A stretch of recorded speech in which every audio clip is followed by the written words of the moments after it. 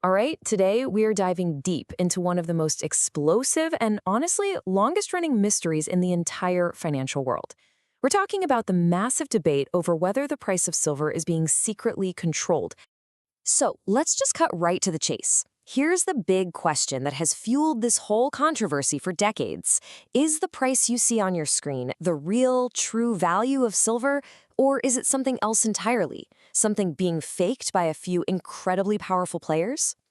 And look, this isn't some newfangled theory that just popped up on the internet.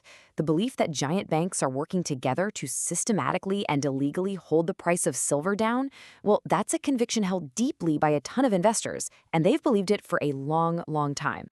And this is what makes the whole thing so complicated. It's not a simple yes or no. The story is this tangled web. On one side, you have proven, prosecutable crimes with huge fines and actual convictions. But on the other, you have this much grander, unproven conspiracy theory. Our job today is to try and untangle that web. To really get a grip on this, you've got to understand that this fight is nothing new. It has some seriously deep historical roots going back almost half a century, with accusations flying in all sorts of directions. Now check this out. This quote is just wild. It's from a full-page ad that Tiffany and Company, yeah, the jewelry store, took out in the New York Times back in 1980. But here's the twist. They weren't accusing banks of pushing the price down. They were furious at the famous Hunt brothers for trying to corner the market and manipulate the price up, which sent silver soaring. This timeline really just lays out the whole chaotic saga, doesn't it? It kicks off in 1980 with the Hunts getting convicted for pushing the price up. Then, fast forward to 2008, and the story completely flips. Regulators launch this massive investigation into claims the price is being pushed down. That leads to that eye-watering fine for JP Morgan in 2020, and then just last year, a huge lawsuit from investors gets tossed out of court. It's been a total roller coaster. Okay, so let's shift gears here.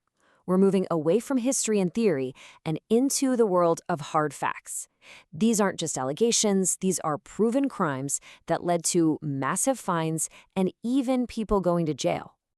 So the key crime that regulators were actually able to nail people on is called spoofing. It's a pretty deceptive trick. Think of it like a head fake in basketball, but done at light speed with millions of dollars, all designed to fool everyone else in the market. So here's how it works. A trader puts in these gigantic orders to sell that they have absolutely no intention of letting go through. It's a bluff. This fake wave of supply spooks the market, and the price starts to drop.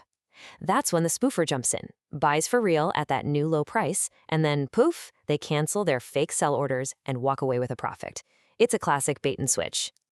And we are not talking about small potatoes here. In 2020, JP Morgan got hit with a fine of $920 million to settle charges for doing this stuff. It was a record-breaking penalty, and the bank admitted its traders were at it for 8 straight years. And it wasn't just JP Morgan. Nope. You had Deutsche Bank, UBS, HSBC, all of them got hit with fines for similar stuff. We're talking about individual traders being criminally convicted and getting actual prison sentences. And beyond that, there's even hard proof that the official silver benchmark price, the London Fix, was deliberately manipulated. Okay, so this is the absolute crucial point. All of that stuff we just talked about, the spoofing, the fines, that is all proven fact. But the people who believe in the bigger theory, they say that's just the tip of a very, very big iceberg. They think it's just a symptom of a much deeper problem. This right here is the heart of the whole grand conspiracy theory. This isn't about those lightning-fast spoofing trades. The suppression thesis alleges a coordinated, decades-long scheme by a handful of giant banks to use their power in the paper market to basically put a permanent ceiling on the price of real physical silver. And this chart, for a lot of people, this is the smoking gun. Just look at these numbers. On the one hand, you have the actual physical silver sitting in the COMEX vaults ready for delivery, about 36 million ounces. But then you look at the paper contracts, the claims on that silver, and it's a staggering 1.2 billion ounces. So this huge difference is really the central battlefield in the whole debate. Critics look at this and say, see, that's the weapon. They can just sell endless amounts of paper silver. They don't actually have to crush the price. But skeptics fire back, whoa, hold on. That's just how these markets work. Almost nobody wants a truckload of silver delivered. They're just hedging or speculating. So we've got proven crimes on one side and these really serious allegations on the other.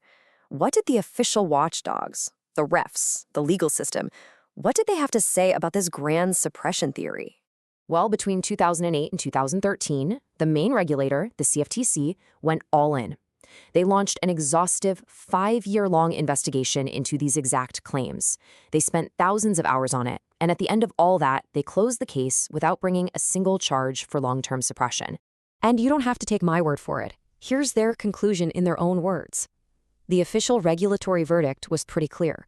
Despite all the smoke, they just couldn't find enough fire to actually build a legal case that would stick in court. And the theory took another massive hit just recently. In 2023, a federal judge tossed out a big class action lawsuit from investors. The judge basically ruled that they couldn't draw a clear, straight line from what the banks were accused of doing to the specific money they lost, calling the whole thing too speculative. All right, final section. Let's try to pull all these messy, conflicting threads together. What can we say for sure? What's still up for debate? And what does it all really mean? This table pretty much sums it all up. First, did illegal spoofing happen? Yes, absolutely proven. The fines and convictions confirm it. Second, was a key benchmark manipulated? Yep, we have documented proof of that. Third, is the market a little weird with that huge paper-to-physical ratio? That's just a fact. But finally, the big one.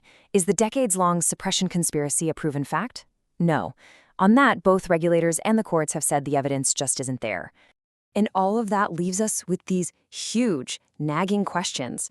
Was the spoofing that we know happened just a few bad apples, or was it an unspoken strategy? Are those giant short positions just normal business, or are they a weapon? And maybe the biggest question of all, did regulators really not have the evidence, or did they maybe just not have the political will to go to war with the biggest banks on the planet? So in the end, you're left in a really tough spot. We have a crystal clear record of criminal fraud. That happened. But at the same time, the official system that's supposed to police all this has looked at the bigger theory and said we can't prove it. The evidence is messy and conflicting, and it really forces you to decide for yourself.